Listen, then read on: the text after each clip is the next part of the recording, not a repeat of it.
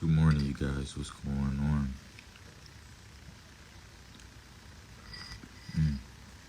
Hope you guys are having an amazing morning, fantastic day. I sure am. In the name of the Father, in the name of the Son, and of the Holy Spirit. Guys, it's 9 o'clock. Today's Sunday. We got a little bit of time before we have to leave to go to Mass. So I just want to come on here and make a quick video. This video is about Muhammad, the Prophet of Islam, and his marriage to Aisha, and the conversations I've been having with Muslims surrounding this topic. So, probably near the end of the video, we'll get into all of that information about Muhammad and Aisha. But what I wanted to talk about is how Muslims usually respond to this information. So, the fact is that Muhammad, Prophet of Islam, was in his 50s when he married Aisha, a young girl.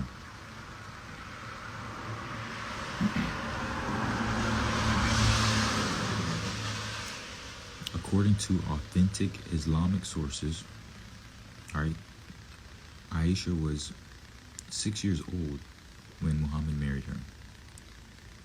And she says that she was 9 when this marriage was consummated. If y'all don't know what consummated means, it just means that they had sex. So Muhammad, 53-year-old man, had sex with 9-year-old girl Aisha.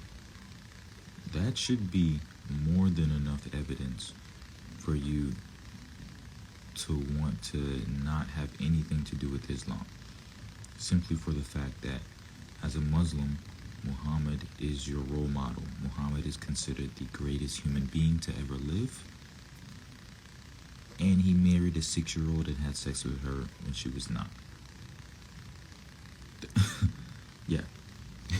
So, anyways, a lot of Muslims don't know this information. The Muslims that do know this information just simply dismiss it, say that we're lying, or they lie about it, right? Or they just blindly accept it and say that, oh, that was the societal norm of that time, perfectly normal for that time, nothing wrong with it. Anyways, I was talking to this Muslim, and he brought up another tactic that Muslims like to do is whenever you point something out, is they like to point out problems with things that you believe. I'll give you an example.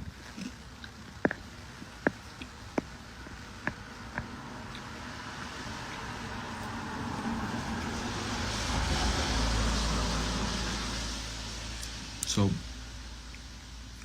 here we were talking about Muhammad, the marriage to Aisha, how disgusting it is to be having sex with children. And my Muslim friend said that was so normal. Look, here are all the ages of when girls in the past used to start puberty. When you start puberty, that means that you can marry them and have sex with them. Which, if you look at all of these dates that he sent me, they're all older, much older than 6 years old and 9 years old. Ancient Rome, 12 to 14. Manchester, 15 and a half. Even in the USA in the 1900s, 14 to 15. And then what I really want to talk about, right, was these few examples that he gave me. So he's pretty much saying that, look, you can't talk about... He was saying you can't talk about the fact that my prophet married a young girl when you have the same problems in your religion. And so he pointed out St. Augustine, King Richard II, King Henry VIII, and Joseph, Mary and Joseph, Jesus' parents. So here, we're going to take a look at that.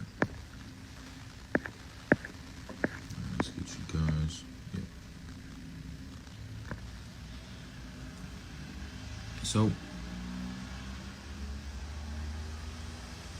mm,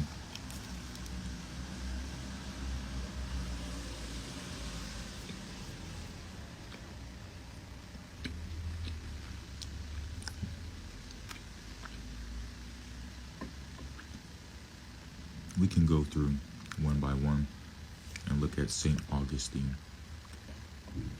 who was allegedly married to a 10-year-old. And we'll see if this is true or not. So here it says that in St. Augustine's Confessions, it's claimed that he had an arrangement to marry a 10-year-old girl when she became legal age, which was 12 years old at that time. But this did not happen because he converted to Christianity and became a priest. So let's go back to what my Muslim friend said. Let's pull it up real quick so we can get. He said, St. Augustine, he married a girl who was 10 years old. Right here at the top.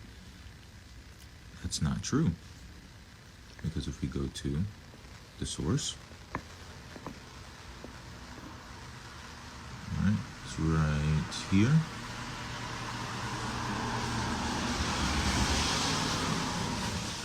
This website is the website that my Muslim friend provided me with, so I just clicked on it and took a screenshot.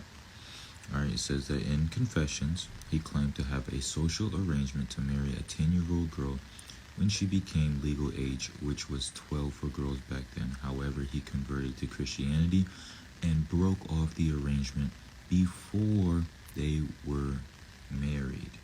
So, St. Augustine had an arrangement, but it was never gone through with.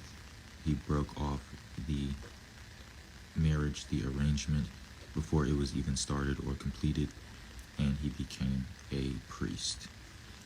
So that one is a fail. St. Augustine never married a 10-year-old. Now, my friend also said King Richard II married a 7-year-old. Now, about King Richard, well, about all of these people, right? St. Augustine, King Richard, King Henry, Joseph. For Christians, none of these men are examples for us to live by. The only person that matters in Christianity for us is Jesus. So he's the only example we should be looking to. So all of these examples are pretty much irrelevant. We're still going to look at them, but they're irrelevant because no Christian goes around saying Joseph was the greatest man of all time. No Christian goes around saying St. Augustine was the greatest man of all time and that we should model our lives after him. But Muslims, on the other hand, do say these things about Muhammad.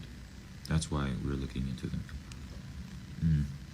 So, onwards to King Richard.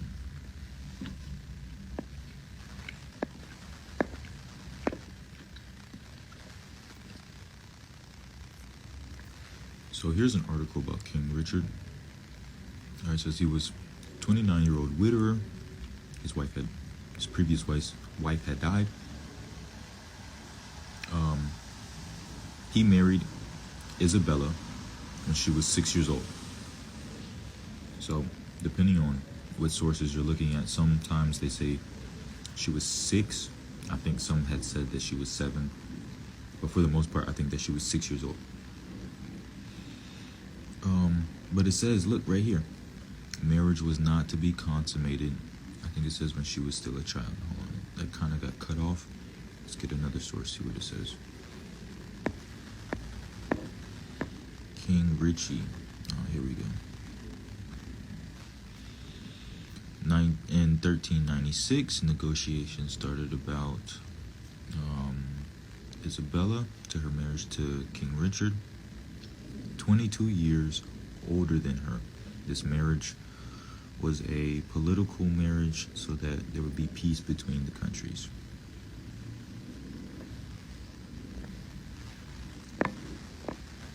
Alright, let's keep going. Here we go. Okay, so it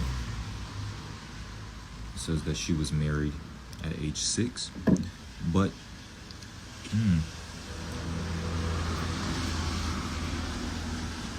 it's a lot of cars going by. This marriage was not to be consummated until the bride's 12th birthday.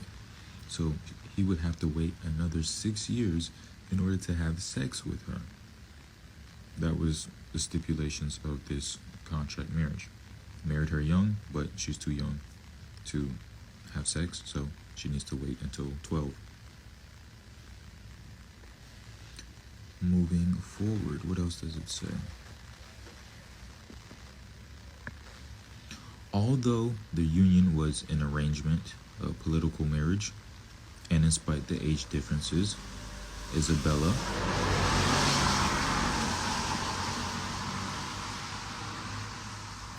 and Richard developed a mutually respectful relationship. Mutually respectful relationship. Due to the age of Isabella, the canonical law for sexual consummation being 12,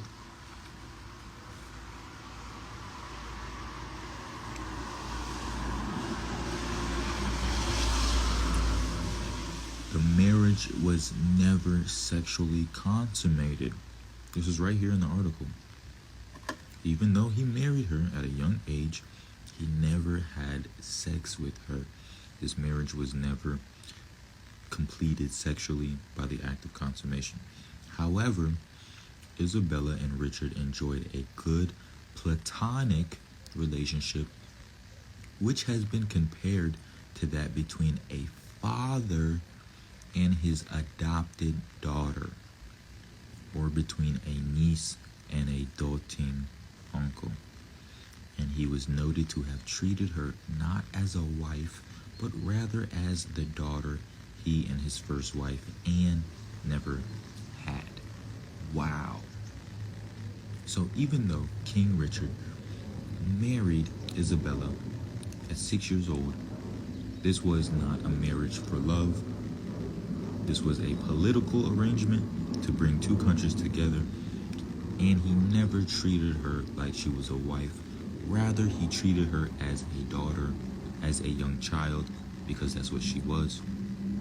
They had a good, friendly relationship their entire life. And it says he went to go visit her regularly, and he entertained her and her friends, and she really enjoyed his company. Nothing sexual between King Richard and Queen Isabella. Wow. Now, moving forward, who else do we have here? Joseph and Mary. Okay, so we're going to skip over King Henry because my friend didn't provide any sources for me, and I also looked it up briefly myself, and I didn't see anything about King Henry marrying a 6-year-old girl. Now, I did see that King Henry had 6 wives, but none of them were ages of children.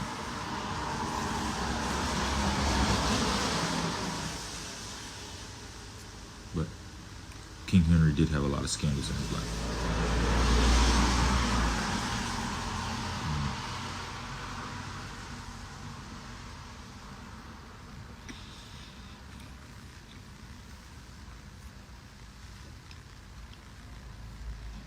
So, my friend said that Mary was 12 years old and Joseph was 90. It simply isn't true.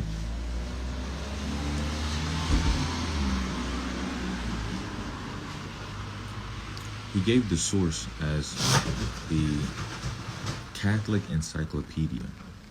Now, there is no age on how old Mary was when she got married or when she gave birth to Jesus. But Catholics, and I've heard from many priests, that they assume her age was somewhere between 12 and 16. So here, according to the Catholic Encyclopedia, newadvent.org, says that it's possible that she was about 13 or 14. Some people say that she was 16. Now, if we actually go to the article, let's see what it says.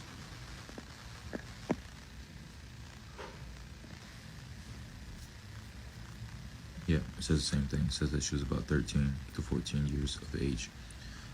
No historical document tells us how old she actually was at the time when she gave birth. But, okay, let's assume that she was 13. Now we go to the article, right? And it's, let's go to the actual article, right? Because, so we can read the entire thing. Yep, here we go. All right, so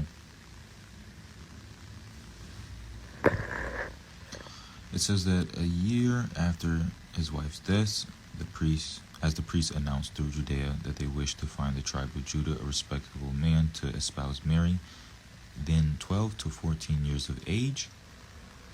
So they're saying Mary was about 12 to 14. Joseph, who at the time was 90, went up to Jerusalem among the candidates. So here it's saying that this is according to apocryphal writings. So according to different apocryphal writings, it says that Mary was a girl of 12 to 14 and Joseph was an old man of 90. Now let's keep reading.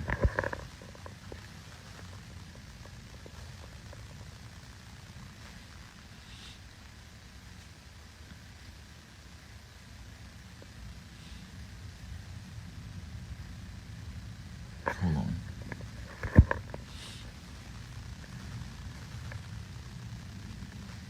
Here we go. All right, so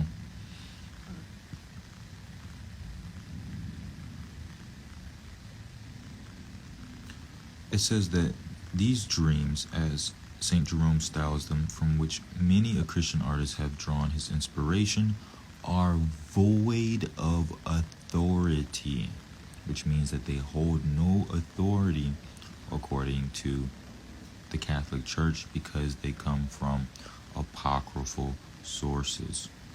They nevertheless acquired in the course of ages some, and in them some ecclesiastical writers sought the answer to well-known difficulty arising from the mention in the gospel of the Lord's brother. From them also popular credulity has, contrary to all probability,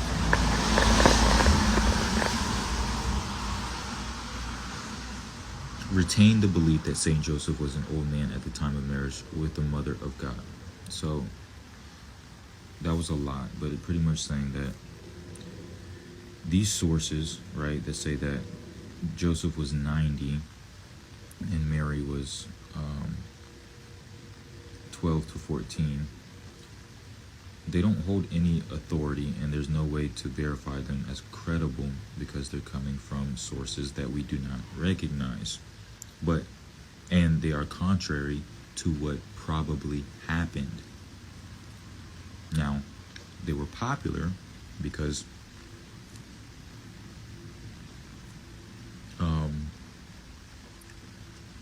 a lot of people were talking about them at that time. But it's probably not true or accurate. But for argument's sake,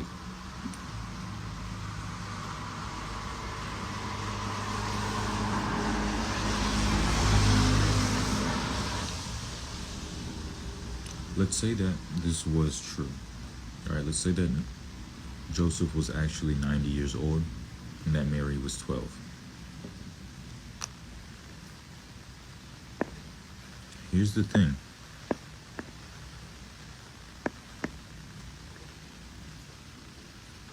Joseph never slept with Mary. Why? Because Catholics believe that Mary was a virgin her entire life. So it would have been the same situation like King Richard and Isabella. King Richard married Isabella, but he never touched her. He never had sex with her. In the same way, Joseph married Mary, but he never touched her entire life, because the belief is that Mary was a perpetual virgin, which means that she never slept with a man before she had Jesus, and afterwards, her whole entire marriage to Joseph, she never slept with him. So if you guys were to look at my handy dandy chart, again, it shows all the people we talked about: Muhammad, St. Augustine, King Richard, Joseph, and Jesus. According to this chart, the only one who slept with a child is Muhammad. St. Augustine never went through with that marriage. King Richard treated Isabella like his daughter, never had sex with her. Joseph, although he married Mary, he never touched her, never had sex with her. And we know that Jesus never got married. He never had sex with children.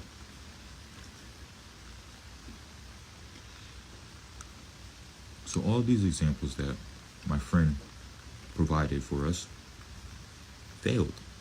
They fell flat on their faces.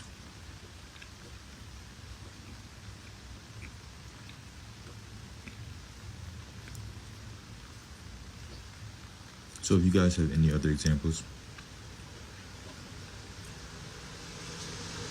that you would like to provide, please provide them. Because as you can clearly see, there is a huge difference between all of these men and Muhammad, especially between Jesus and Muhammad. Jesus was sinless, he was perfect. He is the Messiah, he's coming back, he is the Son of God. You guys, believe in him, give your life to him, be blessed. In the name of the Father, in the name of the Son, in the name of the Holy Spirit. Hope you guys have an amazing day. I'm out.